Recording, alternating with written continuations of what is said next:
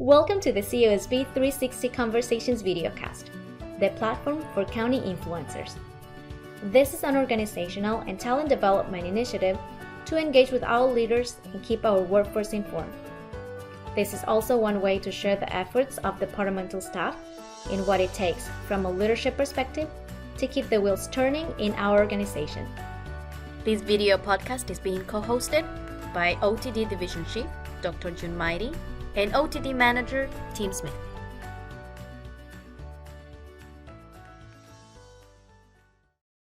Thanks to everyone. Thank you so much for joining us again on another segment of the COSB videocast, the platform for county influencers.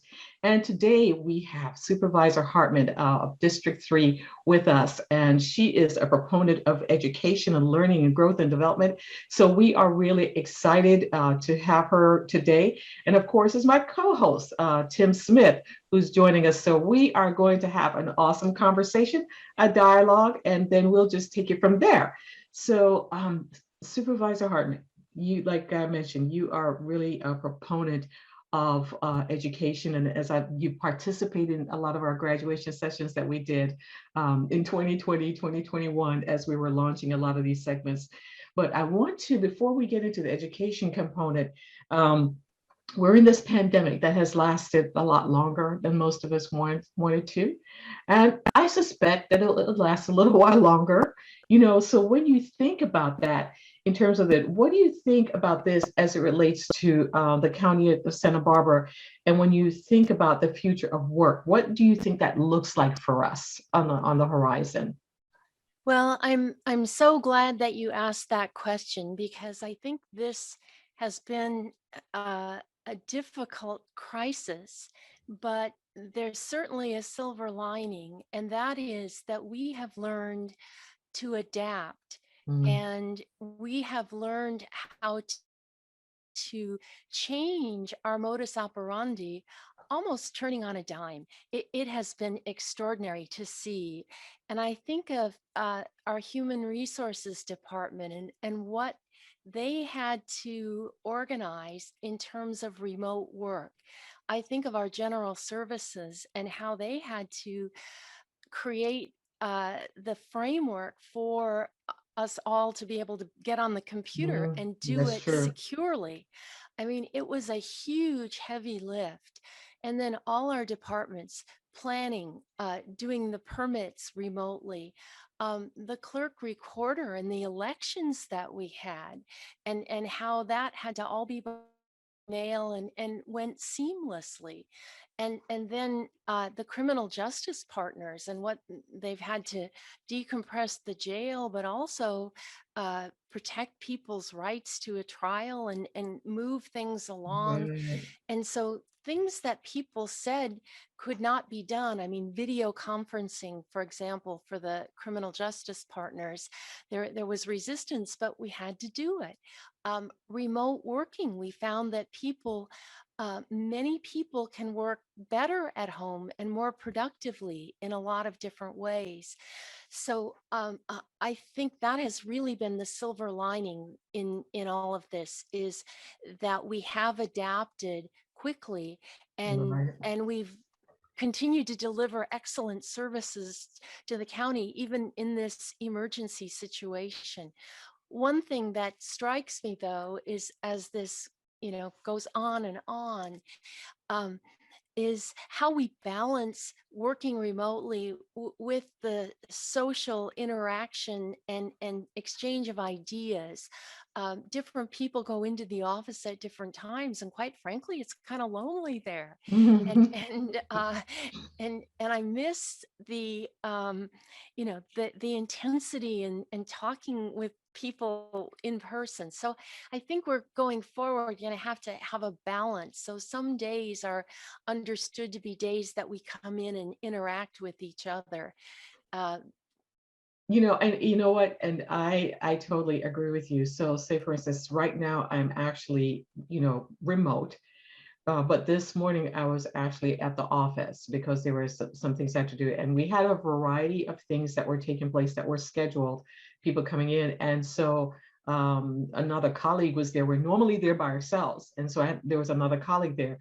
And we talked about just the energy of it, just having people come in to the Employees University and the discussion. And so there really is a dynamic that cannot be duplicated online sometimes, so you're right about that. There's a certain synergy that we need. That's the perfect word for it. Awesome. So now with that, we have, because we have this pandemic, but Santa Barbara County is not, how do I want to put it? We're used to is when we have Mona on to ramping up for some type of disaster in some way, shape, or form, when she talks about, the number of activations that we've done at the EOC. So I like the idea in terms of when you said turning on a dime, and I think we're getting more used to that.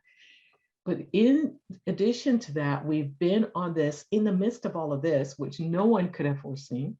We embarked several years ago on this multi-year transformation initiative, in terms of Renew, and then now the goal is Renew 22. So where do you, based on what we've done so far, what are some insights that you've gleaned? What are some things you would share with us based on where we are at this point? Well, I've spent much of my life in government, in the public sector. And what I have observed is that there are more and more laws and rules, and they get grafted on and on and on. Private companies go bankrupt and they change, or they, if they don't adapt, then they do go bankrupt. And government, that isn't the case. And there have been all kinds of accounting procedures, zero-based budgeting, and various ideas. How do you deal with government agencies and make them more nimble? And review all these things that have been grafted on over time, and what still serves and what doesn't.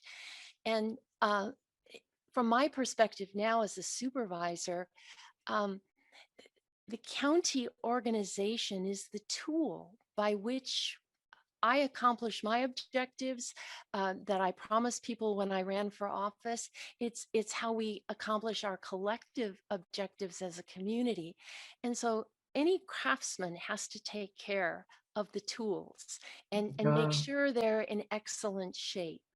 And what we are doing with first the internal Renew 22 was asking our employees to look and see how can we realize greater efficiencies, how can we deliver better services. And then we brought in KPMG, and they studied department by department.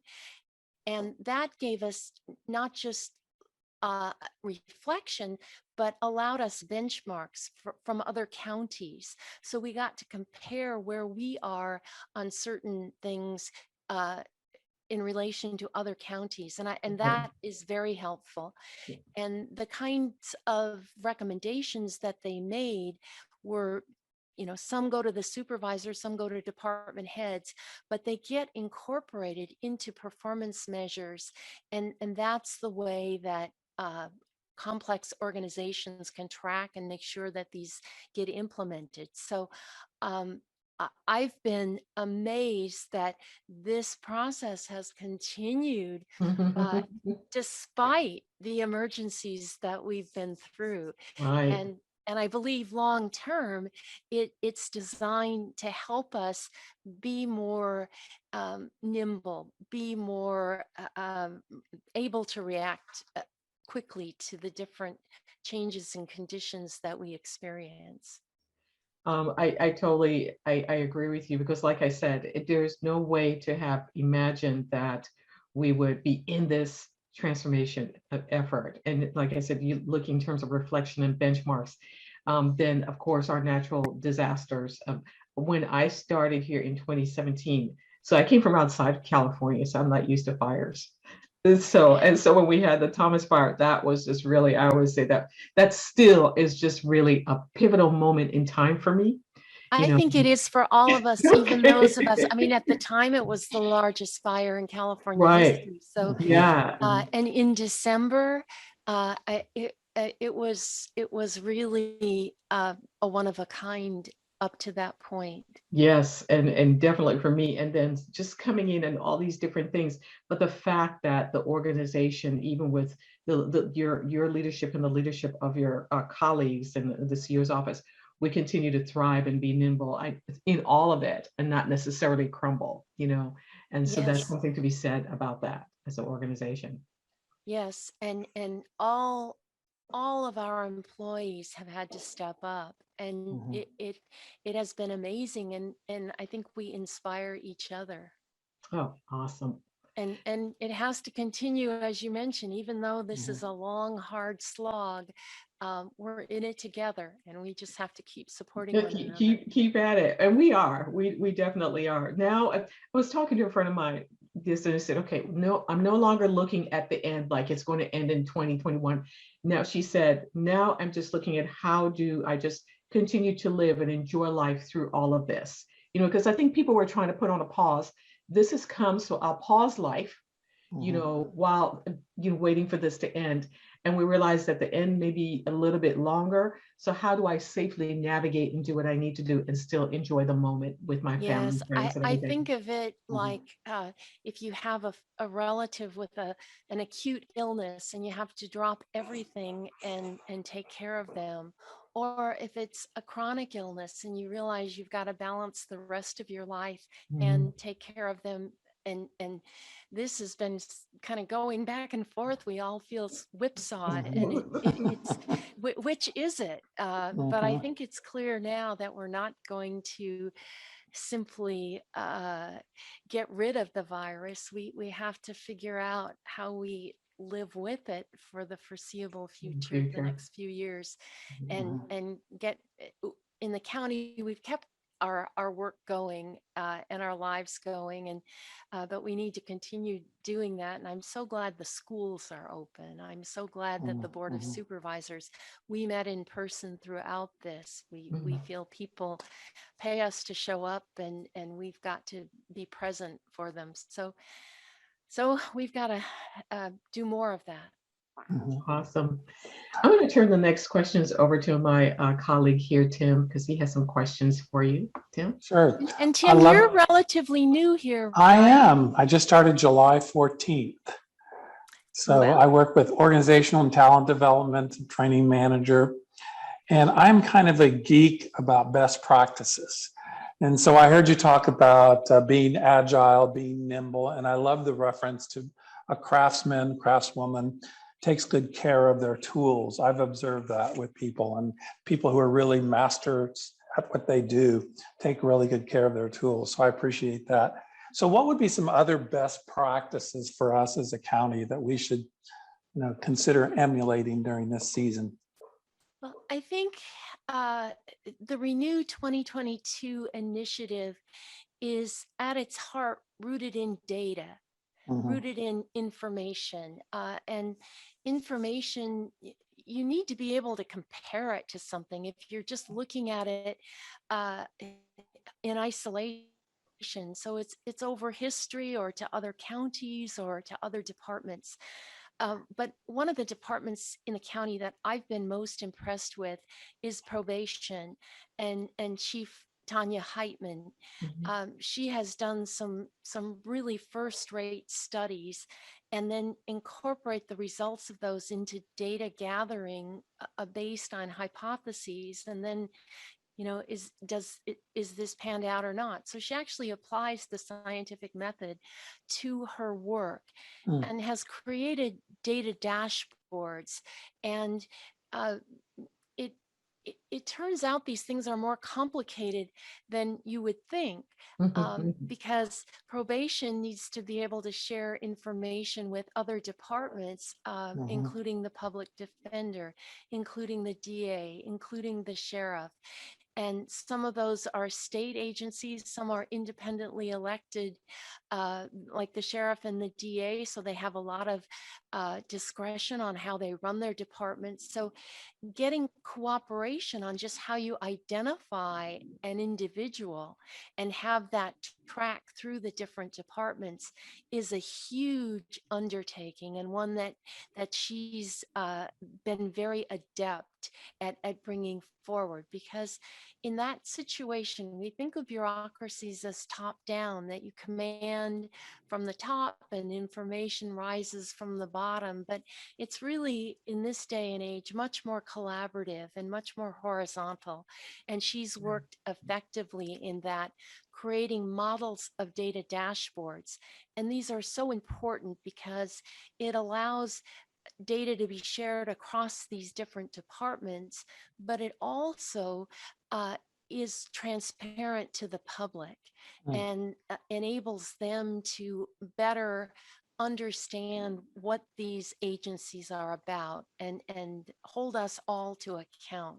So I think that is one of the best practices that I've witnessed since I've been on the board. That's a great insight. So in a way, if we use those dashboards where we democratize leadership and it's not so bureaucratic and it's more transparent, that's terrific. Yeah, thank you. So I've noticed that effective leaders need a balance of support and challenge with their teams. Can you think of some examples in your past where you've seen that in a leader, where they had the support, but they also had the challenge?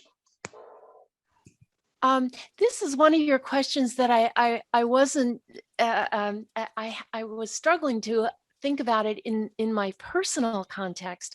I mean, for me, in terms of the organization, what we've seen through HR, the Leadership Learning Lab, for example, that Henry Ventura has been leading, and that was preceded by a join process, getting the county leadership to work with somebody very skilled at helping us to understand the history and the parameters surrounding our own assumptions and biases and where we fit in society. That was, for me at least, a very profound experience. And I mean, one can study things intellectually, but somehow that brought it home emotionally. And I have begun to think differently about the deep-seated inequalities. As housing, for example, was one that was the vets benefits being denied many Black veterans, the redlining, and how this is separated into segregated housing, and what that then means for schools and resources for education for children. And I never thought of myself as I have benefited from that structure, and I've got to come to terms with that, and try to think, well, how do we respond? What more can be done? I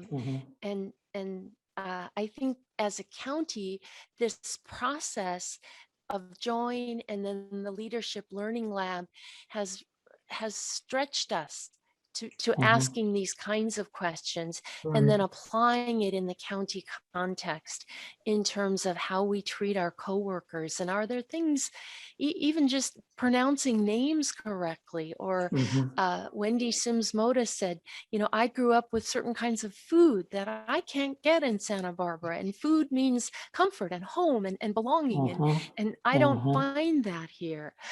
So how do we as an organization address that for our employees? How do we as an organization try to deal with our residents in more understanding? So so I'm not sure if that's a direct answer to the question you asked, but it was an insightful, response to that, and very personal and very reflective and thought-provoking.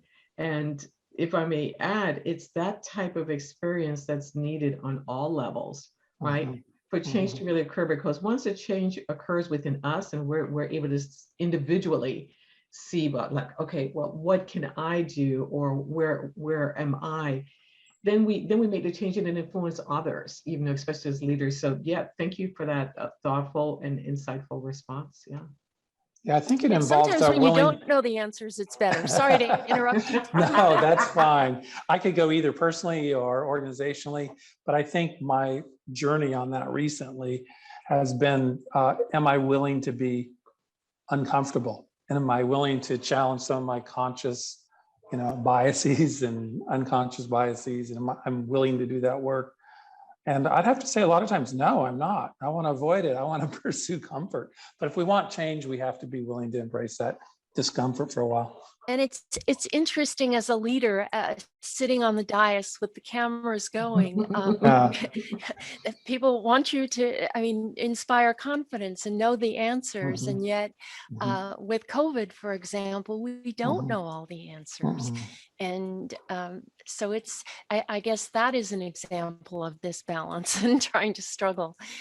Yeah, it is. And isn't it, I think we will see even more of that, Supervisor, the more of that ambiguity and having to be comfortable not knowing everything, the way that we did before. And yeah, it takes us to a new realm, a new space, a new place. But I think we're going to, if it's not COVID, it's just the way things are changing so rapidly and moving in the knowledge. And even when I don't know if you've looked at Facebook with the Meta technology, when they're launching this metaverse. And so I just saw something in the Wall Street Journal or somewhere that came across that Microsoft lost about 100 employees to Facebook because of this metaverse technology, and they want to work on this. And so there's just so much that's coming down the pipeline that affects the way that we live and work and interact with each other. And So the character of those relationships. And some of that with Facebook has not been so good. Correct. Correct. Okay, Tim, did you have any? I think you had. Yes. I had the next question. So what is your why? Why are you involved in local government? What is your passion or purpose? What drew you into it? I believe that working together, we can identify collective goals and reach them together. And I believe that's why we have government, whether it's building roads or schools or libraries or parks, or unless you're extremely wealthy, you can't provide all these things for yourself. And even if you are wealthy, you still depend on an infrastructure of roads and planes and trains and trucks that government has to provide. So it's how we can become more than just the individual, and we can feel part of something greater than ourselves, and something that will live beyond us. And I think particularly, I've worked at the federal level, at the state level, and I love local government because it's where you see all the policies that were developed sort of in the abstract, the real life impact. It was interesting to me, Congressman Carbajal, after he was elected and in Washington, he would often show up on the fourth floor, and I think he missed local government. And he still does show up because he wants to see what are the impacts. And he's now in a situation where his specific work is leading to specific results that we're starting to see in our communities. And so his experience in local government enables him to know where to look to see that. You know what, if I may ask a follow-up question, and this is one of those questions that you'll probably respond to diplomatically, and it's okay because it's not on the sheet. But you know what, I frame it this way.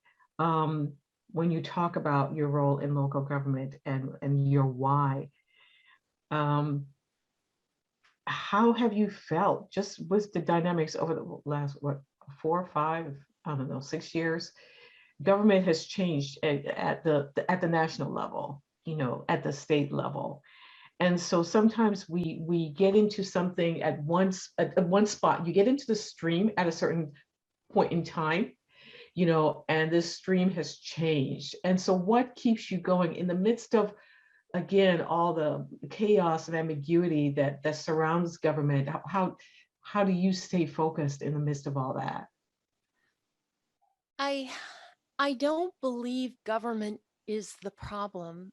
I believe many people think that today. And as we were talking earlier, it is possible for government to become stultified.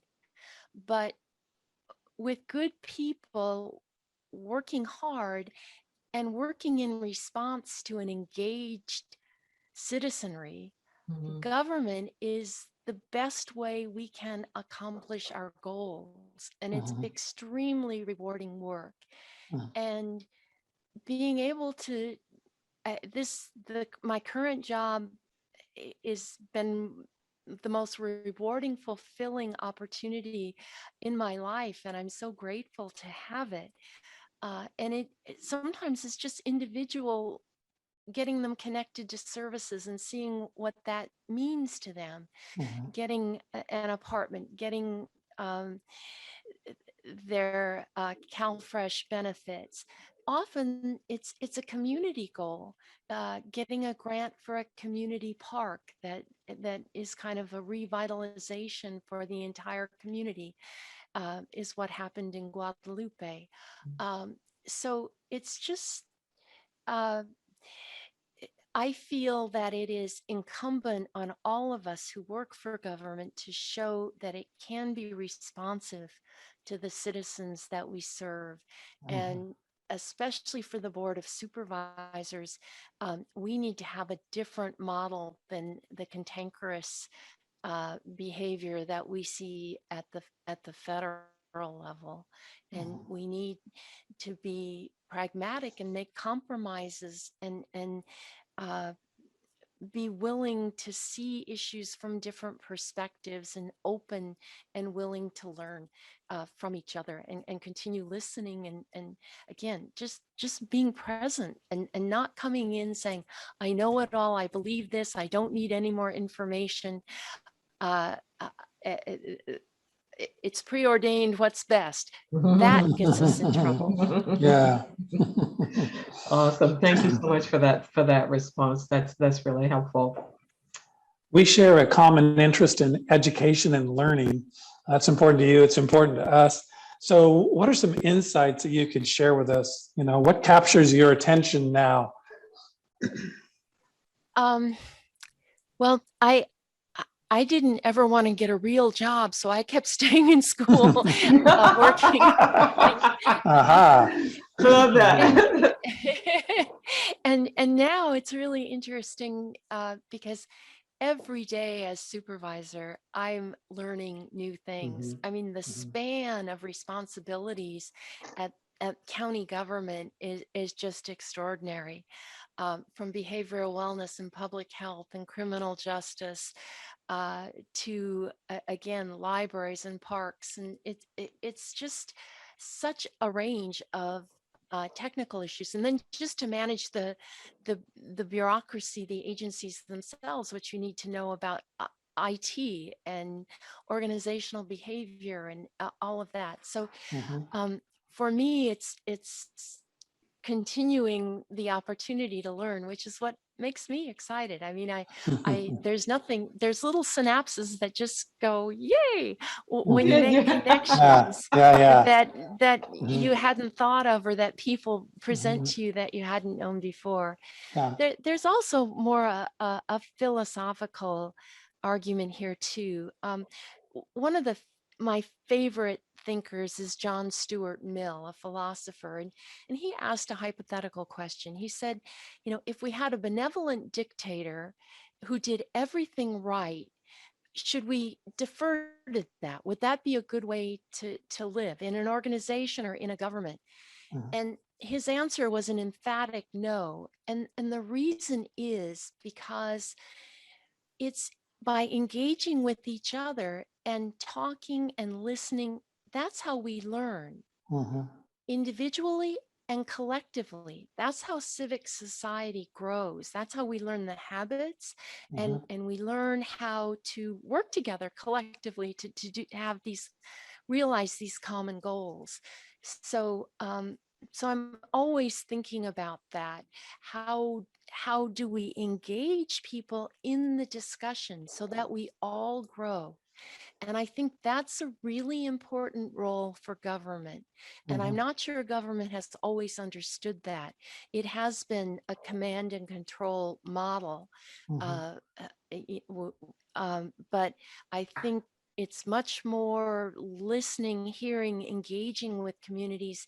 And now the challenge is engaging with communities who can't come for 3 minutes and speak at a public meeting, or can't really volunteer in a traditional way for a committee or a commission because they're already working 2 jobs and have children and parents. And so how do we engage people who haven't been in the discussion in the discussion? And that is imperative, because those are the people we have to work to lift up their condition, their situation. They may not have a voice. Exactly. Exactly. I'll say this loud and clear. Farm workers in our county don't have a voice. Right. Yep. Yeah. Good place to start right there. So leading is really listening, not telling. Yeah, it certainly starts there, and then and summarizing. And did I hear this right? And is this? I mean, I think the synthesis, that word that June used earlier, that's an important function of a leader. Right. Well, Tim, I think what that means is we need to really make sure that we have that a listening skills class, because the listening, when she clarified, it's listening, but the sense of the synthesizing was being said, the summarization, that's sometimes where we miss it on all fronts, because we don't do the recap. So am I really hearing this correctly? And and I've missed it in that respects as well. So that's a very big component. Sure. And then, I mean, every day when I'm meeting with my constituents, it's that part, but then it's, well, have you thought about this? I mean, so then it's opening up the discussion. Oftentimes there are reasons that they don't fully understand about why we have programs set up the way we do, and they're giving us advice, and I think that's important, and it's critical to have them engaged, but also then understand this about why it's this way. So that's the engagement, the interaction. So it really is a discourse back and forth. I love it. By actually responding to that, you sort of, in some respects, answered one of the questions I had about, fostering a culture of learning. And I think the principles that you just shared is one of the ways that we do that in terms of fostering continuing learning within the organization, so that we can actually provide the best service possible to the community, because again, that's why we exist. So I think that aligns there as well. The other thing, if you had a topic, and it was the last thing, what topic or insight would you share with us in terms of, different things that may have transpired within your district that you're really proud of, or if you wanted to leave us when we think about training, when we think about information, what is there anything that you would like to leave with us and our employees or our staff, just about what we've experienced the last few years, or about what you have seen, or about where we're headed? So, as a supervisor, I have important priorities that I talk about and try to move forward. And that's why people vote for me in the first place, why I'm privileged to have this job. For me, climate change is very significant. Dealing with the inequities that are deep-seated in our society is necessary for our democracy to continue, for us to have peace going forward.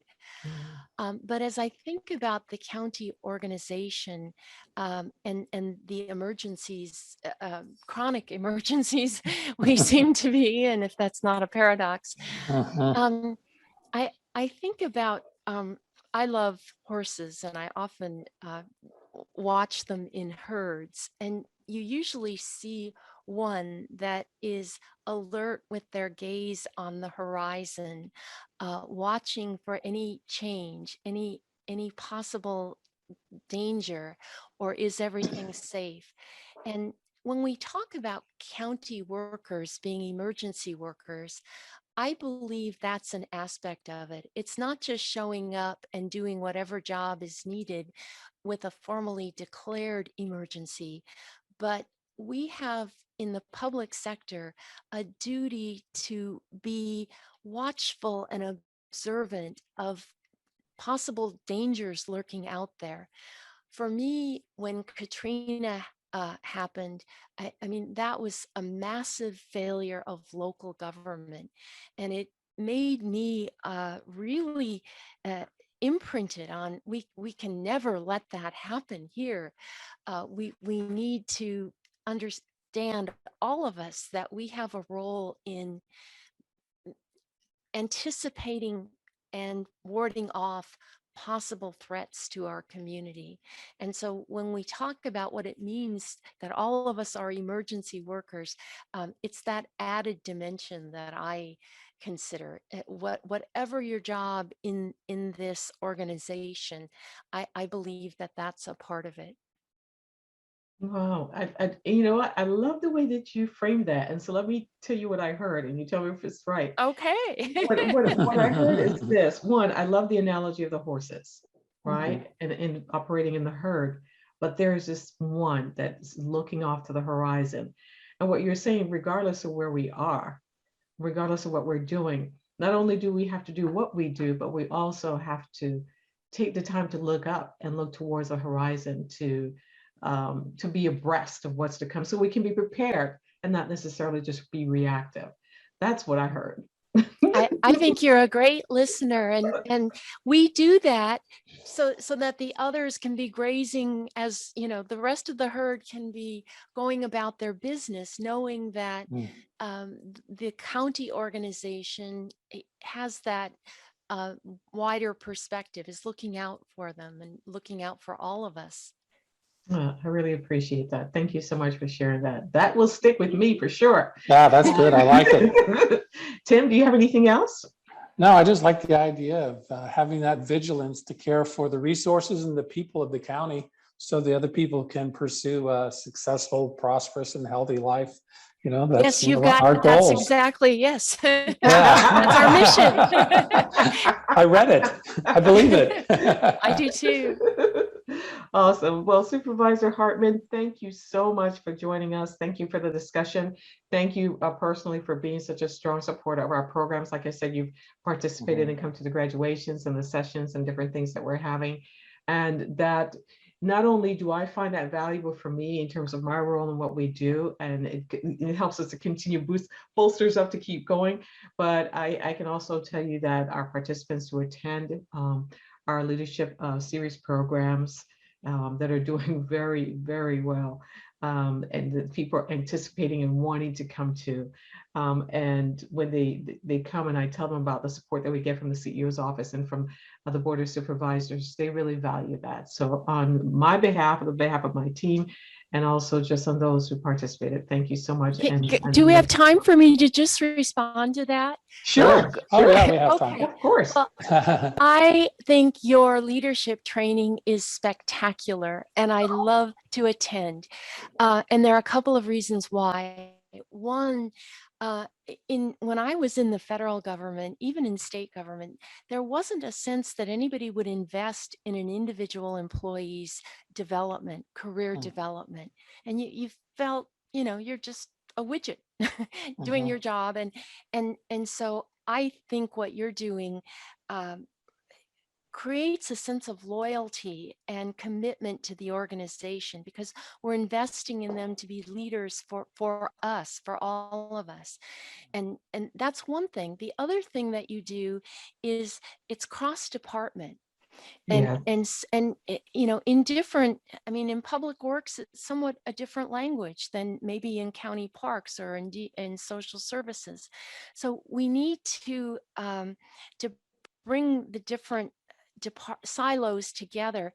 And that really is where the problems of the future are. I mean, as I already talked about, criminal justice, but think about cannabis. That's taken across the departments to deal with that. Housing, homeless, that's taken across departments. So the key issues that we're facing aren't in silos.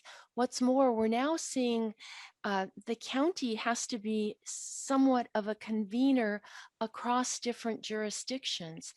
We have regional issues, and again, homelessness is one of the biggest that I can think of, but libraries, there's a whole host of them. So the training that you do is preparing people to work out of the silo and understand the different language and feel committed to our organization because we're investing in them. We care about their development. So anytime you want me back, I'm there. Oh, don't worry, we will. We have that recorded. We have that recorded. Thank you so much for that. Thank you. We really appreciate that. And with that, we will end this segment. Again, thank you, Supervisor Hartmann, Supervisor, District 3 Supervisor, for joining us on the CUSB video cast, the platform for county influencers. Thank you, June and Tim. Bye-bye. Thank you. Bye-bye.